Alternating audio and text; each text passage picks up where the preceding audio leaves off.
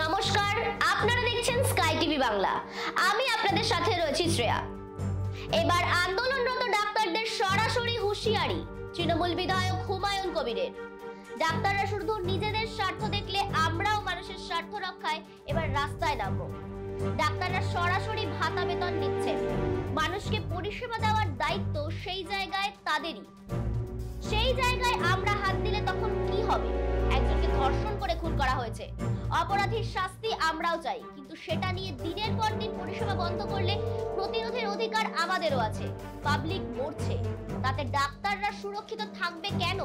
ডাক্তারদেরও ঘেরাওয়ের অধিকার সংবিধান আমাদেরও দিয়েছে। হুঙ্কার ভরতপুরের তৃণমূল বিধায়ক হুমায়ুন কবিরের।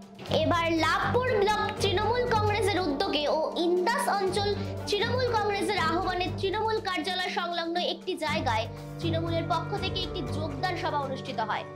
প্রায় 200টি পরিবার বিজেপি ছেড়ে তৃণমূলে যোগদান করেন। গত লোকসভা নির্বাচনে এই ইন্দাস অঞ্চলে বিজেপি জয়লাভ করে। সেই দিকটা মাথায় রেখে সংগঠন মজবুত করতে শুরু করে ইন্দাস অঞ্চল তৃণমূল নেতৃত্ব।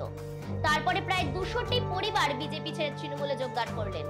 রাজ্য সরকার উন্নয়ন লাভ করে তৃণমূল বিধায়ক অভিজিৎ সিনহার উন্নয়ন দেখে বিজেপি ছেড়ে তৃণমূলে যোগদান করলেন এই সমস্ত পরিবার।